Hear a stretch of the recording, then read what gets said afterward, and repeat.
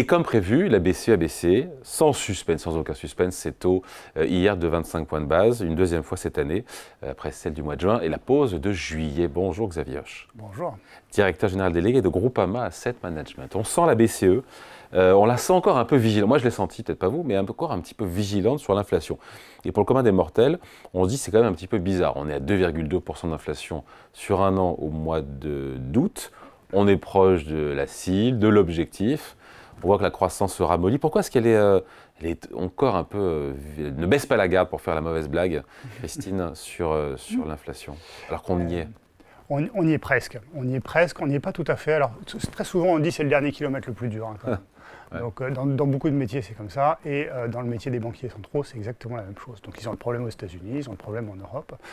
Si on regarde l'inflation... Un problème à 0,2, à 2 dixièmes près. On est à 2 dixièmes près. Hein. Mais il y a une cible à 2%. Épaisseur du trait. Les Européens sont quand même, enfin, ou en tout cas les Allemands, sont quand même assez exacts et pointilleux sur le sujet. Ensuite, si on regarde l'inflation hors alimentation et énergie, on est encore à 2,8. Ouais, j'allais y venir. C'est ça, c'est l'inflation qu'on appelle sous-jacente. Oui, c'est l'inflation sous-jacente. Qui pose problème encore aujourd'hui à la BCE. Exactement. On a vu effectivement ces derniers temps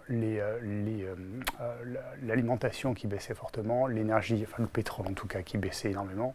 Donc ça a tiré l'inflation vers le bas. Alors certes, dans notre vie de tous les jours, on paye le pétrole à la pompe à essence. Donc il faut le prendre quand même en compte. Et il baisse et c'est plutôt une bonne chose, mais néanmoins, il y a quand même des forces qui sont là.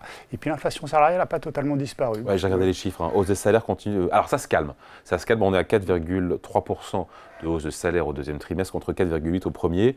Rémunération par employé, ça va dans le bon sens, mais c'est encore trop élevé. En même temps, pardon, mais vu les pertes de pouvoir d'achat des salariés sur 2022, 2021, si cette année les salaires augmentent plus vite que l'inflation, eh ben, c'est une façon de regagner le pouvoir d'achat et de relancer une économie qui est super atone en zone euro. Oui, mais c'est pour ça que la BCE baisse. Elle baisse ses taux, mais elle y va de manière doucement. Trop doucement. Graduelle. C'est vrai, très doucement. Très ou trop? Très doucement. Nous, on pense que la croissance sera un peu plus forte que prévu et que l'inflation sera un peu encore plus forte que prévu.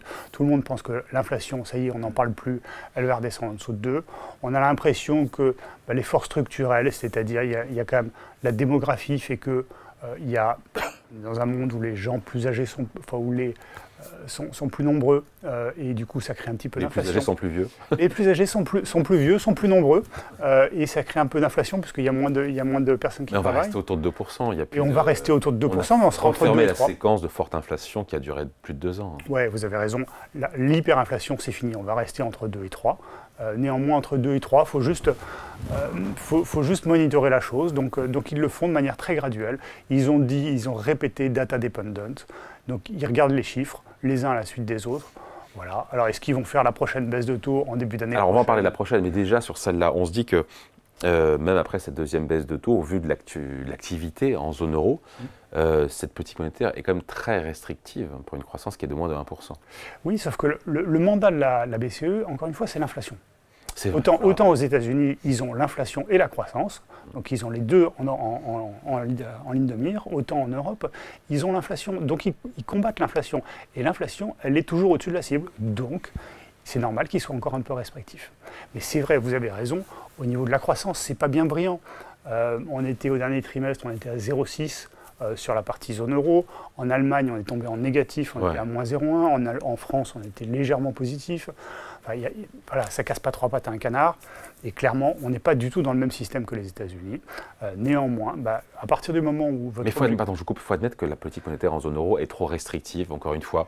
Quand on regarde les deux jambes, à la fois inflation et surtout croissance, pardon, mais les Américains, ils sont à 2,5 de croissance, nous, on est péniblement à 0,8. Ils sont même à 3 au trimestre dernier. Vous avez raison, en 2,5 c'était en tendanciel. En tendanciel, ils sont à 2,5. Le trimestre dernier, ils étaient à 3. Donc effectivement, on n'est pas du tout dans le même ordre de grandeur. Mais si on est un tout petit peu positif, cette année, on devrait être globalement autour de 0,8, entre 0,8 et 1 en Europe. L'année prochaine, quelque part entre 1 et 2. C'est pas non plus dramatique. Entre 1 et 2, plus proche de 1 que de 2 quand même. On espère plus proche de 2. C'est vrai. Si on est un peu On peut imaginer ça, non mais vous avez oui, raison. on peut imaginer ça, on peut imaginer ça aujourd'hui, mais on peut. tout simplement avec les plans de relance qui ne sont pas encore mis totalement en place. Vous avez vu que Draghi avait parlé quand même il y a 2-3 jours, il a présenté un rapport de relance on va dire, de l'économie européenne. Les Allemands ont dit nine. Les Allemands ont dit nine, les Français... Les Italiens, ils ont dit oui. Ouais. Chacun dans son rôle. Chacun est dans son rôle. Ensuite, la vérité se situe peut-être au milieu. Ouais. Donc peut-être qu'ils ne vont pas faire les 800 milliards qui ont été attendus, peut-être qu'ils vont faire que la moitié, mais si c'est que la moitié, c'est déjà énorme. Et ça nous met un petit peu de cartouche. On manque de visibilité, évidemment, sur la suite. Mais en même temps, est-ce que la BCE sait elle-même ce qui va se passer? Elle ne s'est pas préengagée. Mais on sent qu'on est parti, a priori, sur des baisses de taux trimestrielles de la part de la BCE. C'est votre sentiment aussi? Tout à fait. Oui, c'est ce qu'on pense aussi. C'est-à-dire que là, ça en fait 4 par an, quoi. 4 par an, ça fait Alors nous, on pense que beaucoup moins. Nous, on pense qu'il y en aura... Cette année, c'est fini. Et on pense que l'année prochaine, il y en aura... Troisième en décembre, pour beaucoup d'observateurs. Alors, est-ce que c'est décembre, est-ce que c'est début d'année prochaine? Mais un premier semestre l'année prochaine et une deuxième semestre Vous l'année envoyez prochaine. 2 baisses de taux de la BCE l'an Exactement. prochain? Ouais. Moi, je serais prêt à faire un pari qu'il y en aurait plus que 2. Écoutez, prenons le pari. J'ai déjà gagné avec un de vos concurrents. Et pourquoi aussi peu? Pourquoi aussi peu? Parce que l'inflation, encore une fois, a du mal à baisser totalement. Parce que l'inflation sur les salaires est là. C'est parce que les marchés attendent. Je vous dis ça parce que les marchés aujourd'hui attendent plus. Les marchés attendent beaucoup plus. Les marchés 14 selon vous. Exactement. Sur les taux, c'est très optimiste. Nous, on pense que le marché est trop optimiste sur les taux. Et pas assez sur la croissance. S'il se trompe potentiellement, ça sera négatif pour les marchés actions. Ce sera négatif. Alors oui et non, parce que si on a raison, c'est-à-dire qu'il y a même plus de croissance que prévu, c'est plutôt bon pour les marchés actions. Vous avez raison. En termes pour les revenus des boîtes et les profits. Donc pour les revenus des boîtes, c'est plutôt pas mal. Ouais. Alors certes, les taux, mais les taux, franchement, qu'on soit à 2 ou 3, les marchés actions s'en fichent un petit peu globalement. Ce qu'ils veulent, c'est des taux à peu près stables, qui sont entre 2 et 3 sur les taux longs. C'est parfait pour les marchés actions. Vous avez raison, Xavier Hoche. On parle souvent des taux courts, des taux directeurs, ils sont très importants, mais l'économie se finance sur des maturités beaucoup plus longues. Donc on a tort de parler uniquement des taux courts, même si évidemment l'évolution des taux courts influence ce qui se passe évidemment aussi sur la partie longue de la courbe. Oui, de 5 à 10 ans, en Allemagne par exemple, les taux d'État c'est en gros 2,2%. En France, alors c'est 70 centimes en plus. 3%. Donc on est autour, un peu en dessous de 3%, vous avez raison. Mais 3%, si vous êtes une entreprise, même si vous financez avec 1% de marge par rapport à ça, même 2%, ça reste quand même des taux largement acceptables. Donc 5%, quand on a connu des taux de crédit immobilier à 1, je ne vous suis pas là-dessus. C'est jamais agréable, mais au moins ça fait une différenciation. Vous empruntez quand vous avez un vrai projet. C'est vrai ça. Vous empruntez quand vous avez un vrai projet, donc on élimine tous ceux qui empruntent juste parce que l'argent est gratuit. Donc c'est plutôt des choses saines. Il y a rien. Et puis regardez fondamentalement l'économie. Aux États-Unis, on tourne à 3% de croissance. En Europe, on est un petit peu en dessous de 1. Pas dingue en Europe. Le taux de chômage, aux États-Unis, on est à 4%. En Europe, on est à 6%. C'est quand même assez magique, quand même. Il y a relativement peu. Et puis, on a des taux qui sont assez contenus. Donc, tout le monde se plaint. Tout le monde dit « Ouais, les banquiers centraux font pas leur boulot, etc. » Globalement, le boulot est plutôt pas trop mal fait pour l'instant. Certains disent que même s'il n'y avait pas eu toutes ces hausses de taux, l'inflation serait revenue d'elle-même à peu près. C'est une autre théorie. Ouais, c'est vrai ou pas, ça? Alors, il y a eu quelques Sans l'intervention des banques centrales, l'inflation serait revenue un peu plus ou moins là où elle est aujourd'hui. Alors, il y a eu, effectivement, c'était un problème de demande, d'offre et de demande, et pas du tout de financement. Oui et non. Je ne vous demande pas de trancher, mais c'est vrai que la question, elle a été posée. Non, mais on ne peut pas leur dire quand ça va mal, c'est de votre faute, et quand ça va bien, c'est pas de votre faute. Ouais. Alors, soit on dit quand ça va mal, c'est pas de votre faute, et quand ça va bien, c'est pas de votre faute.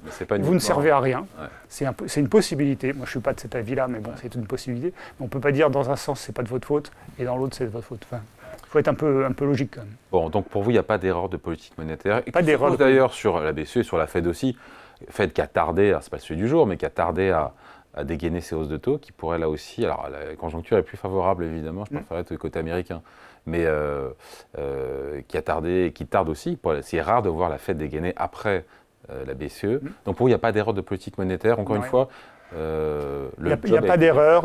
Alors, la grande question qui agite les marchés en ce moment, c'est est-ce que la BCE va faire 50, la Fed va faire 50 BP ou 25 BP Concrètement, moi, je sur 25. Qu'elle fasse 25 BP et puis 25 BP le mois suivant, ou qu'elle fasse 50 BP de premier coup. Et qu'elle fasse rien après, ça revient on est un peu dans l'épaisseur du trait, il y a un peu de com à faire derrière. Donc voilà, on pense a priori plutôt comme vous, 25 et 25. Et puis ils feront 75 BP d'ici la fin de l'année au total. Est-ce qu'ils vont le faire en une fois, en deux fois ou en trois fois? Ça reste... En tout cas, je note que par rapport au marché, vous anticipez moins de baisse de taux de la BCE dans les prochains trimestres. Clairement moins. Et encore une fois, au vu des performances économiques de la zone euro, c'est très léthargique, c'est moumou. Il n'y aurait pas besoin de plus. A priori, il y aurait pas... ceux qui pensent qu'il y aurait besoin d'un peu plus. Il n'y aurait pas besoin de plus parce qu'encore une fois, on a une cible d'inflation en dessous de 2%. Ouais, mais si on reste sans s'arc-bout de passe sur être à 2%, etc., quand on regarde juste l'activité, l'emploi, l'industrie, on se dit quand même qu'il y aurait besoin d'un petit bol. On est bien d'accord, mais dans ces cas-là, il faut changer le mandat de la BCE. Ah ouais, mais là, c'est notre histoire et ça prendra plusieurs années. Et là, on en a pour 10 ans. Au bas mot. Au bas mot. Mais clairement, oui, 1% de croissance, on est d'accord, c'est pas folichon. Ouais. Et fondamentalement, que l'inflation soit à 2,5 ou à 2, on s'en fiche, c'est la même chose. Après, il y a encore des bonnes surprises, on finit là-dessus, Xavier. Il y avait des bonnes surprises peut-être sur l'inflation. On a vu le pétrole qui est plus bas que ce qui est pris comme hypothèse dans le modèle de prévision pour calculer l'inflation anticipée dans les prochains trimestres, notamment celle de l'INSEE. Et donc, il y a peut-être des bonnes surprises, encore une fois, sur l'inflation qui pourraient être plus basses à court terme, redonner le pouvoir d'achat aux gens et donc faire repartir la consommation qui est très atone, encore une fois, en zone euro. Ce qui serait effectivement la très bonne nouvelle. Encore une fois, ça ne veut pas dire, même si l'énergie baisse, ça ne veut pas forcément dire que la Banque centrale baissera juste derrière, parce qu'ils ne regardent pas que ça, il y a plein d'autres chiffres qu'ils regardent. Ça fait partie des chiffres qu'ils regardent, mais pas que ça. Allez, merci beaucoup. Explication. Merci à vous. Xavier Hoche, directeur général délégué de Groupama Asset Management. Merci. Merci.